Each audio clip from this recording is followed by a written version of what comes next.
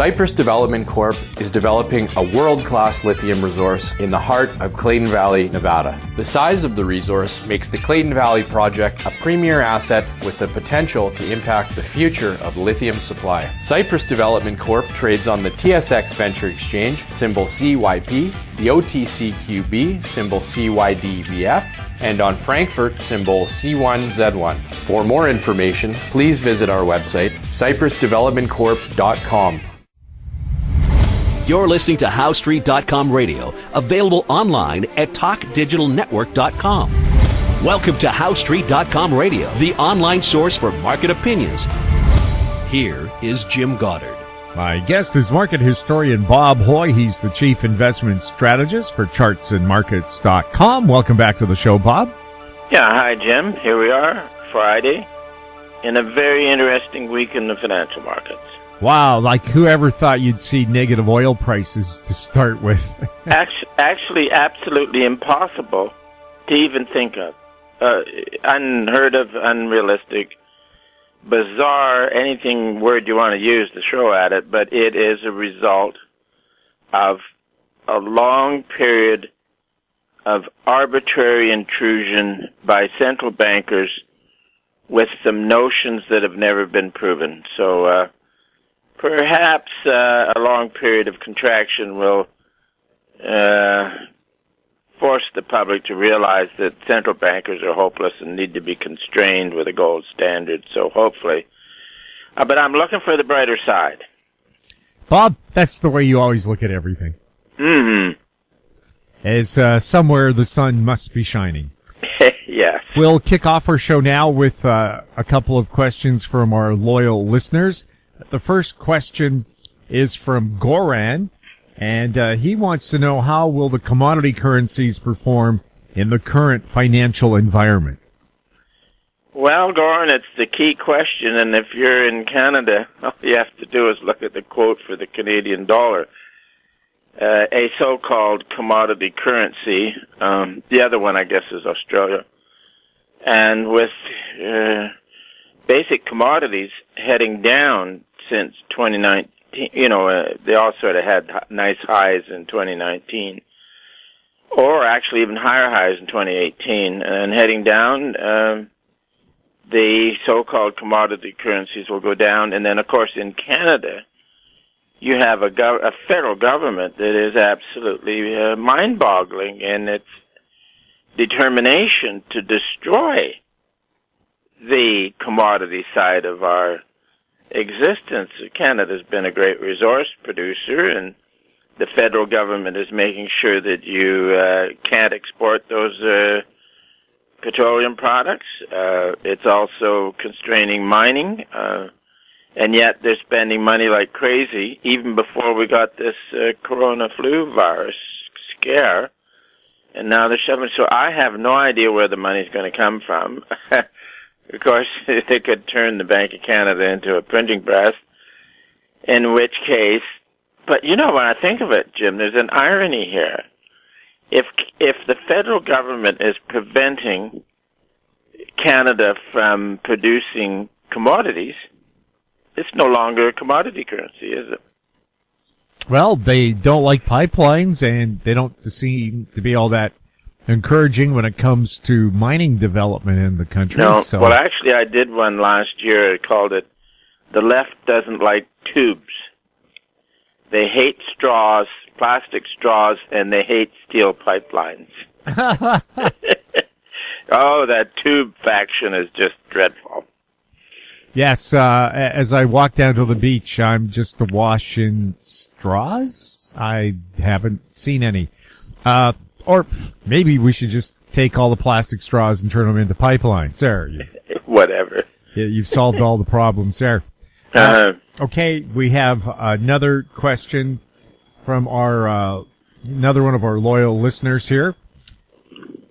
Bob, with deflation and impending bankruptcies, will we see negative wages next? And be expecting to arbitrage out of living using negative rates and negative energy prices. Negative wages sure would help with the pension fund deficits. Oh, that's a good one. Oh, that's one I wished I had a thought of, and it's a form of madness.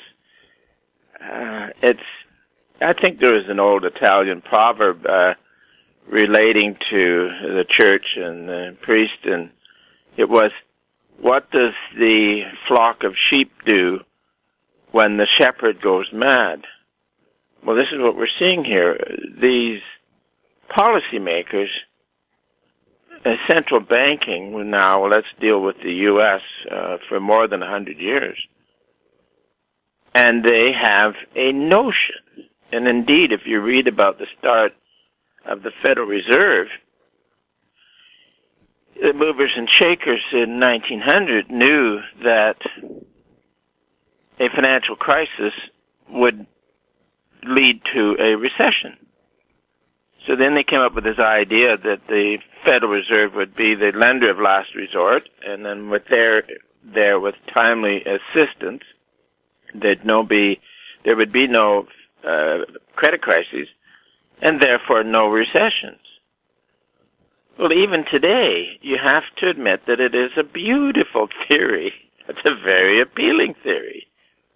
It's never worked, because what happens at the end of a boom is that too many banks and lending agencies and corporations and people have been abusing credit and are highly leveraged. So you do not have the problems being identified one at a time. Whereas the lender of last resort is to fix one issue, and then there'd be no recession. But the problem is many become an issue and they can't fix it. So, but it's just straight. You take the National Bureau of Economic Research, which is the semi-official body that determines the business cycle, and there has been 18 recessions since the Fed opened its doors in January 1914. So no matter how appealing the theory is, it does not work. So then what you have then is they keep going, unrelenting with issuing credit at any time in any market, up or down. And this is where in Europe, which is more of a closed bond market, and the European Central Bank buying German bonds, and so unrelenting. And of course then you also have investment funds that are required to buy high-grade bonds. So you end up in Europe with interest rates at a minus. Never happened before. And it's because of foolishness at the central bank side. Now here's what then the question deals with negative everything, negative wages, but the key one was when the outgoing contract for crude oil went negative, and that was a problem of delivery. There was no place to put any oil. So no one wanted to, it was too costly to take delivery of the oil, so then they could only get rid of it at ridiculous prices. Now also, there could be some manipulations in there by the guys who run the exchange, the commodities exchanges, where there might have been a less painful settlement. But anyways, we'll know more about that in time. But that's a fun question about everything going negative, and it's amusing to follow it along and see if any other weirdo things happen. Well, an example of negative wages would be your rock stars or other musicians who sign lucrative contracts, say for $1 million, but after the music company deducts production costs, distribution fees, concert expenses, that musician ends up owing the record company money. So yeah, you got one there too, I guess. Yeah, so it's already happened, folks. Mm-hmm. We'll have more with Bob Hoye right after this. Media recognition from Bloomberg, Reuters, recycling trade publications. Patented process for 100% recovery of critical metals, including cobalt, lithium, nickel, manganese, aluminum. American Manganese is focused on recycling lithium-ion batteries for electric vehicles. American Manganese trades on the TSX Venture, AMY, the US, AMYZF, and Frankfurt 2AM. For more information, visit AmericanManganeseInc.com or phone me, Larry Ray, at 778-574-4444. Avon Resources Limited is a gold exploration company with significant projects in British Columbia and the Yukon. Trading on the TSX Venture Exchange, symbol ABN, and the OTCQB, symbol ABNAF. Surrounded by world-class gold deposits and mines, Avon's 23,000 hectares Forest Kerr Gold Project is located in the heart of the Golden Triangle in northwestern BC. For more information, visit us at avonresources.com. Welcome back. We're talking with Bob Hoye. Bob, the IMF says the virus crisis is the worst economic outlook we've had since the Great Depression of the 1930s. Are you in agreement with that? Yeah. And the other point is that it happened in, let's say, 4 weeks. And also with great financial bubbles, of which we enjoyed until January, when they end and head down, it takes the economy with it. Whereas in ordinary booms and business cycle stuff, the stock market leads the economy. So in the 50s and 60s, 70s, 80s, you had the stock market would peak, and then 10, 12 months later, the economy would peak and then head down. So this is where then they took the S&P 500 and put it in a set of indicators called the leading indicators. But when you're in a financial bubble, the financial markets are so prevailing that when that speculation fails, it takes the economy down with it right away. And so here you got a complication because you've had this extraordinary reaction to the virus, whereby many people around the world are staying at home voluntarily, and then too many countries around the world pushed it authoritarianly. So anyways, this is so fast, it's never happened before, but one would expect that without the virus, the failure in the financial markets would have been fairly quickly followed by, unemployment rising. But so this one is extraordinary. And we're beginning to see state governments in the U.S. beginning to say, hey, we got to open things up. I guess a week or so ago it was Austria, same thing. So one really has to ease back on the forced constraints to movement and get the economies going again, some sort of sense of normal. But I think that the overriding pattern has been a financial bubble, which may have concluded in January, and the contraction which may be on now. Well, definitely, it is on now. But there will be some relief from the virus, and some going back to work, but there has been so much damage done that we're probably in another lengthy post-bubble contraction.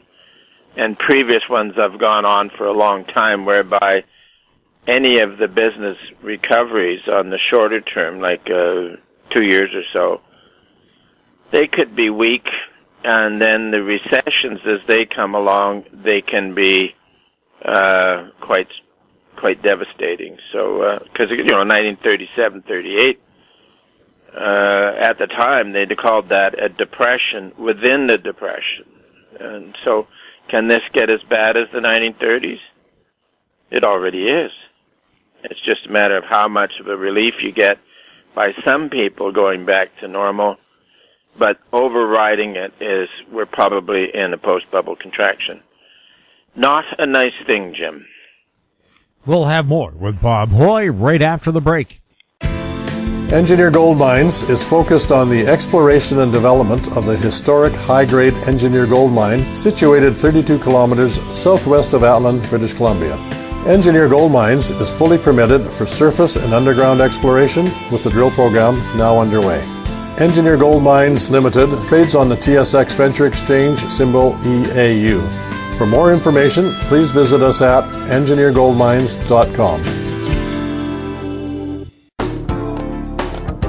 Don't miss out. Stay informed. Receive the HowStreet.com weekly recap with thought-provoking podcasts, radio, and articles delivered to your inbox. Sign up for the HowStreet.com weekly recap on our homepage at HowStreet.com. Welcome back. We're speaking with Bob Hoye. Bob, U.S. Senate Leader Mitch McConnell has suggested that some banks or some states should be allowed to go bankrupt. What's your stand on that? Oh, I agree. The problem is the state and counties and municipalities run by Democrats have been reckless in spending money and then also paying off their union employees, municipal union employees, with very cushy pension funds, and it's an abomination. So then, of course, it's usually on the conservative side where people make money and are thrifty and build up their assets will be tapped to pay for a Democrat recklessness in their jurisdiction. So I think it's going to be difficult, but going bankrupt then forces the government to be practical. And you have put it in the hands of a receiver, and they then keep the wheels turning and reduce the excesses. So, yeah, and actually there's a quote by economics professor Tawney. It's along I saw it the other day. It's along the lines that going bankrupt by governments is not the problem. The problem is governments getting in debt. I'm going to drag that one out. So that's a good point, this one. So anyways, it's going to be a mighty struggle. Why should sensible conservative people have to be forced to pay for the recklessness of Democrat jurisdictions? No way. Well, the state of Illinois is in such financial bad shape, mostly because of government employee pensions, that at one point, if you won money in the state lottery, if you won more than $500, you would get an IOU. I never saw that one. That really is being out of money. Now, I think the state has started issuing the winning money again because nobody was buying tickets if all you got was an IOU. Yes. Bob, always fascinating when we chat, and we look forward to next week. And indeed, and you have a good weekend, Jim. My guest has been market historian Bob Hoye. He's the chief investment strategist for chartsandmarkets.com. If you have any questions for Bob, and we usually start off our show answering those questions, you can send your inquiries to info@howstreet.com. Our YouTube channel is Talk Digital Network. Find us on Twitter @HowStreet. We're also on Facebook. I'm Jim Goddard. Thank you for listening. Comments made on HowStreet.com radio are an expression of opinion only and should not be construed in any matter whatsoever as recommendations to buy or sell any financial instrument at any time. Available online at TalkDigitalNetwork.com. HowStreet.com radio is a production of HowStreet Media Incorporated.